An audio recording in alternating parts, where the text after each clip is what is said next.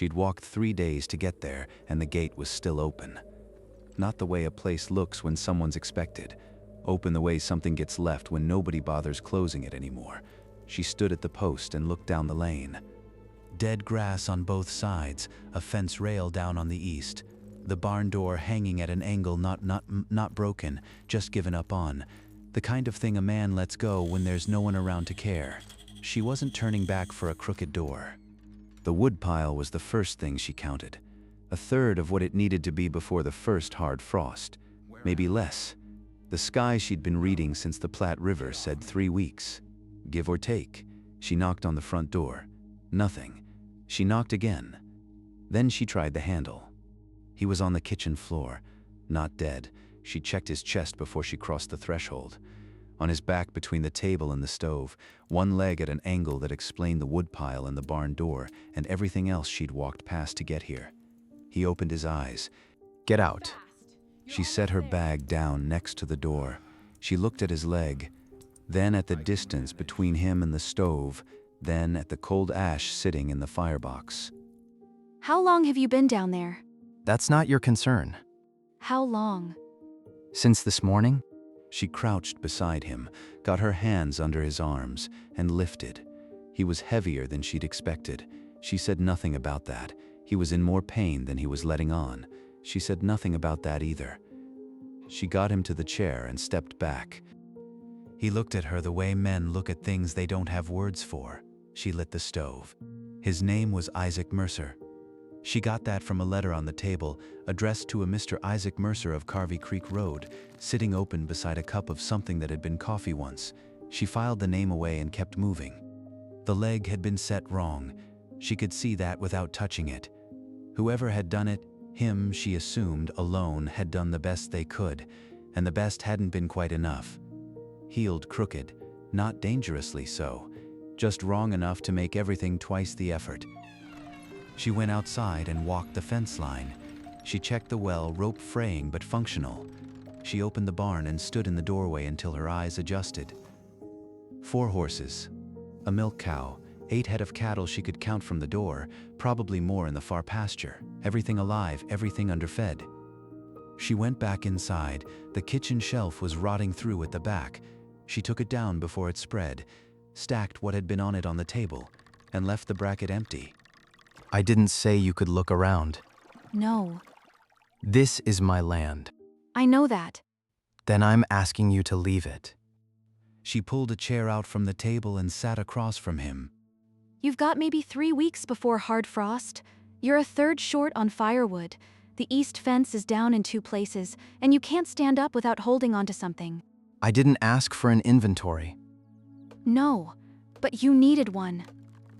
She went out to the woodpile and picked up the axe leaning against the barn wall. She split wood until the light went. He didn't come out. She didn't expect him to. When she came in, she stacked what she'd cut against the kitchen wall, washed her hands, and made something from what was in the pantry. She set a plate in front of him. He ate. She ate. Not a word passed between them about what had or hadn't been asked. She found the second bedroom on her 3rd evening. She was looking for extra blankets. The room was storage, boxes, a spinning wheel with a cracked treadle, a rocking chair facing the wall, a dress hung on the back of the door, not work clothes, something worn once and kept. She took a blanket from the top box and left everything else exactly as it was. She made her bed near the stove and said nothing about the second bedroom. She said nothing about the dress. 4 days passed. He watched her from the window, from the chair, from the doorway when he managed to get that far. She fell into a rhythm she recognized from her first season of marriage, the particular shape work takes when you're doing it in silence beside someone you don't know yet. On the 4th day, she moved the rocking chair.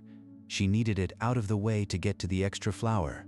She carried it to the kitchen, set it by the east window where the morning light was good, and went back to the flour. She'd forgotten about it by evening. He came into the kitchen after supper and stopped in the doorway. That was Margaret's chair. She looked at it, then at him. I'll put it back. It was in that room for a reason. I understand. I'll put it back tonight. She did.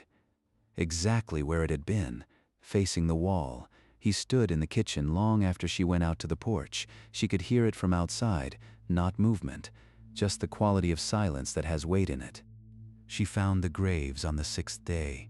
She'd gone around the back of the barn to check the far pasture gate, and there they were, 2 markers near the tree line, the wood weathered gray but the lettering clear. Margaret Ann Mercer, beloved wife, and beside it, smaller, a date, and beneath the date, 1 word, daughter. She stood there longer than she'd planned to. She understood things differently after that. The chair facing the wall, the way he'd said quickly, not angrily, just quickly minus leave the flour sacks where they were. The way he watched her from the window, not like a man watching a stranger, like a man watching someone touch things. She hadn't considered that what she was trying not to disturb might include the air itself. She went back to work. She didn't tell him she'd found the graves. There was no version of saying it that wasn't worse than not saying it. She moved more carefully after that, not gingerly, deliberately. The way you move in a place that's been hurt. The rain started on a Tuesday and didn't stop for 5 days. By Thursday, the creek at the bottom of the east pasture had become something else, wider, louder. The color of the Platte the week Daniel's wagon had gone into it. She didn't let herself think about the Platte for more than a moment. The bridge to Carvey Creek was holding, but only just. She'd been checking it every morning since the rain started.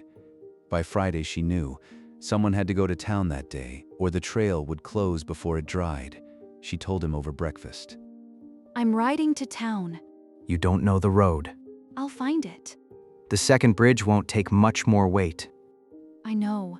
I've been checking it. He looked at her. Then he asked for paper and wrote out a list without another word specific, no waste, ordered the way a man orders things when he knows the store and the storekeeper well. She read it twice. Anything else? Lamp oil.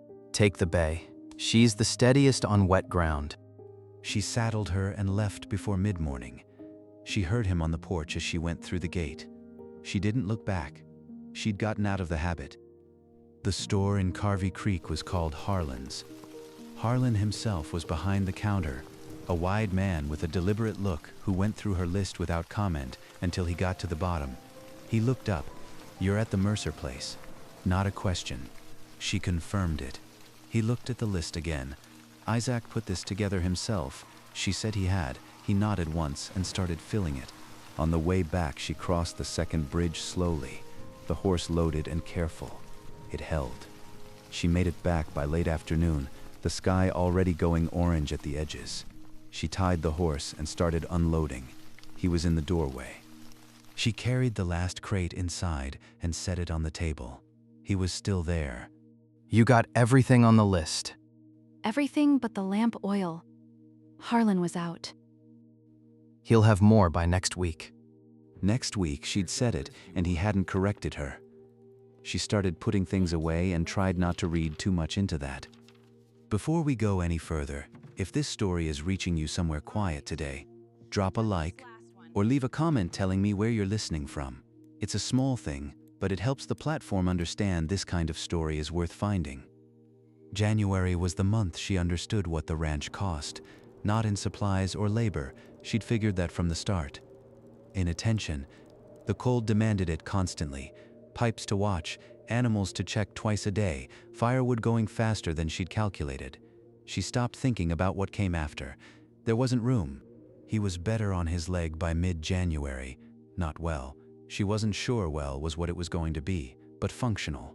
He started getting to the barn every morning while she was still at the stove. She'd hear him out there, slow and deliberate, doing what the leg allowed. One evening he came in late, and she'd held dinner. He sat down without explaining.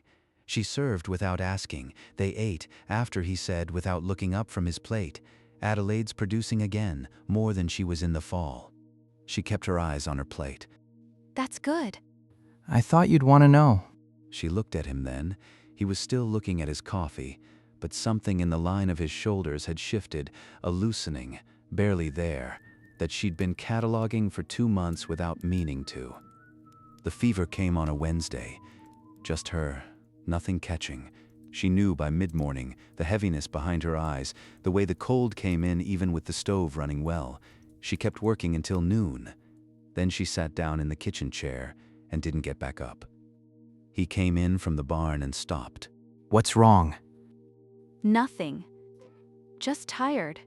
He looked at her for a moment, then he crossed the kitchen and put his hand on her forehead. It was so unexpected that she didn't move.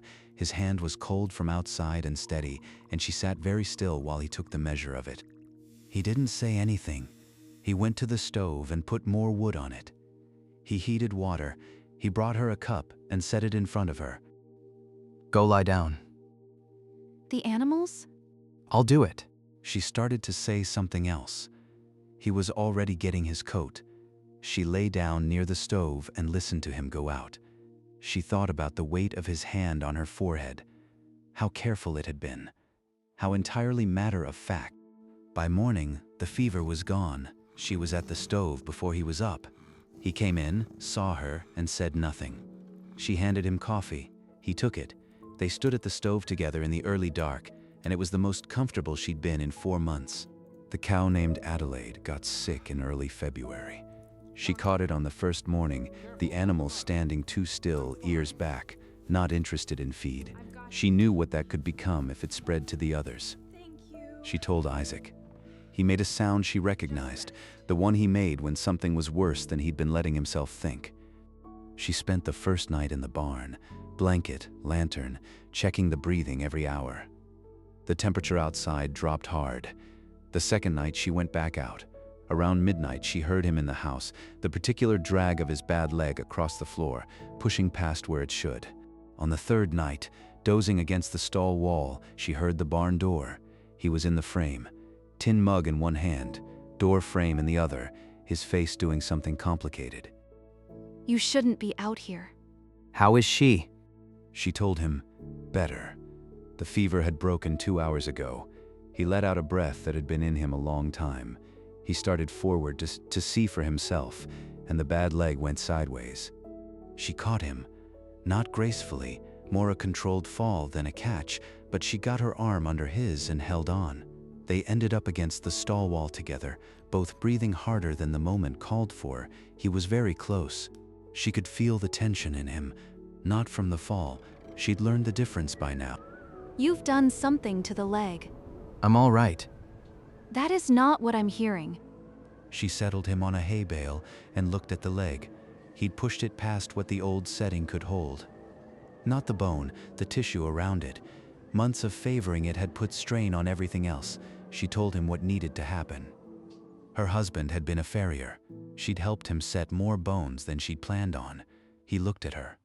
Is there a choice? Not a good one. He took the leather strap she folded for him, bit down. She worked quickly. Daniel had taught her that quick was kinder than careful. When it was done, he sat very still. She sat back on her heels. Neither of them spoke for a while.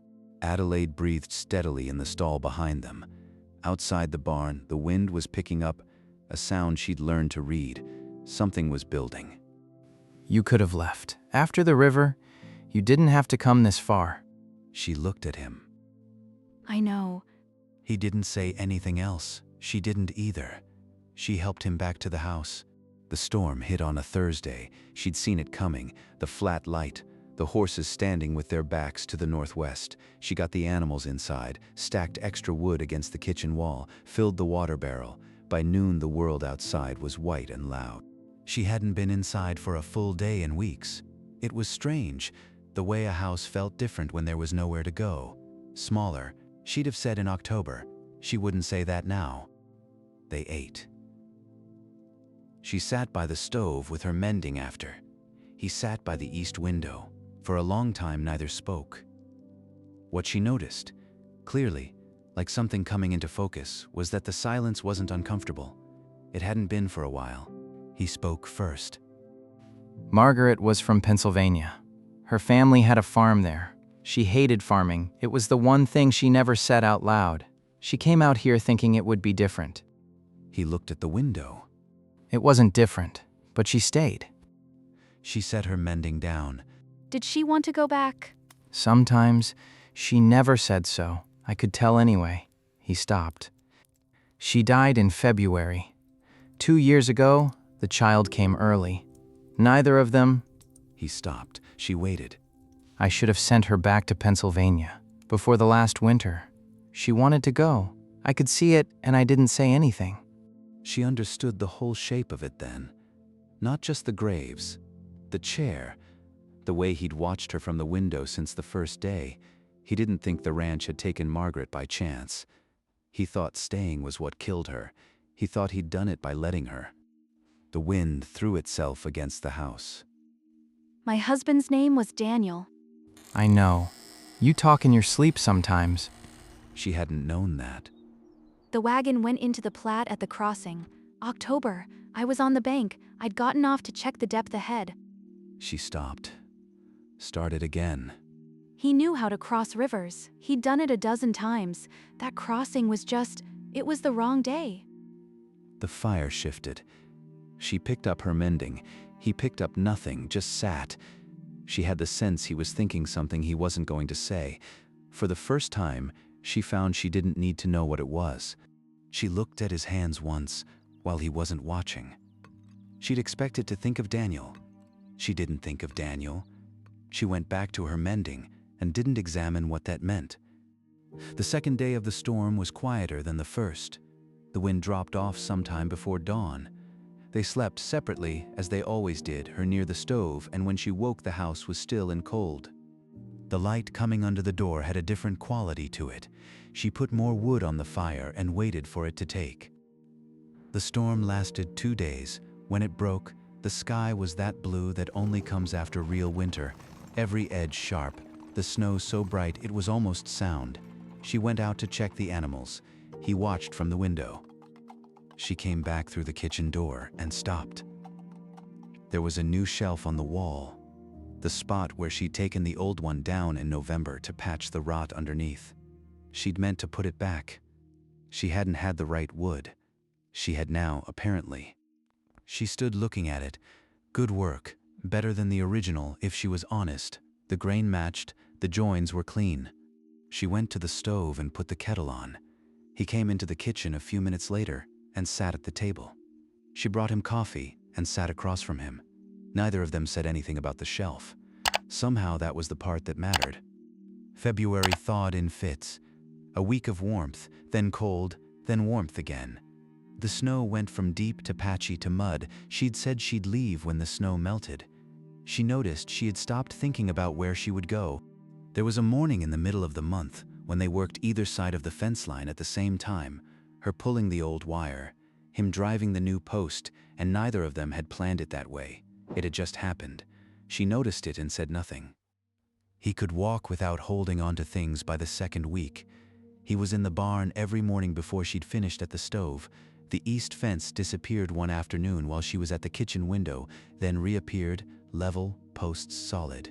3 days of work at the pace his leg allowed. He fixed the porch step. She'd been stepping over the cracked board since November, by habit, and one morning she stepped over it and it wasn't there. She stood on the porch and looked at the new wood for a moment. Then she went in. She didn't say anything about the fence either. She was beginning to understand that neither of them needed to. She'd started the spoon back in January. The handle on the one she'd been using had finally split through, and she'd begun a new one in the evenings, by firelight, a few minutes at a time. She didn't think about why she was making something for a kitchen she'd said she was leaving. The bridge was passable the first week of March. Harlan came up the road on a Tuesday with an empty wagon and a deliberate expression. She was at the fence when he came through the gate. He had the lamp oil finally, and 3 bolts of cloth she hadn't ordered. She unloaded what he'd brought and went back out to help him check the harness before he turned around. Harlan said something before he climbed back up to the seat. He said it carefully, the way he said everything, as though it had been thought through and decided it needed saying. "He's been doing that," Harlan said, meaning the fence, the step, the roof patch she'd noticed last week and hadn't mentioned, since November, making the place right. She didn't answer. Harlan looked at her a moment. "Road east is clear," he said, "if a person needed to head that way." He wasn't being unkind, he was being exact. It was his way. She thanked him for the lamp oil. He nodded once and turned the wagon. She stood at the gate and watched him go. She thought she could go right now. Her bag wasn't even packed. That was how little she'd been thinking about it. She turned back toward the house. Isaac was in the doorway. She didn't know how long he'd been standing there. She could feel the quality of it, the same weight she'd felt during the storm when he'd been thinking something he wasn't going to say. She started toward the porch. She was at the bottom of the step when he said her name. Just that. Ellen. She stopped. She waited. You've been working on that spoon for 6 weeks. She didn't say anything. You're not done with it yet. She stood at the bottom of the step. She could hear Harlan's wagon somewhere down the road getting smaller. She could hear Adelaide in her stall. The horses, her own breathing. She thought about the spoon in her coat pocket, where she'd put it that morning without thinking. She thought about the shelf on the kitchen wall. The east fence, level and solid. The step beneath her feet, new wood still lighter than the old. She thought about a man who watched everything and said almost nothing and had been making a place right, in the particular way you make a place right when you've stopped doing it for yourself alone. She reached into her coat pocket and took out the spoon. She sat down on the step. She looked at what was left. A few passes along the handle. Maybe an hour's work. She started carving. She heard him cross the porch. He sat down beside her, not at a distance. Just beside her, close enough that she could feel the warmth of him in the cold March air. She kept carving. He looked at the road where Harlan had gone, then at the fence.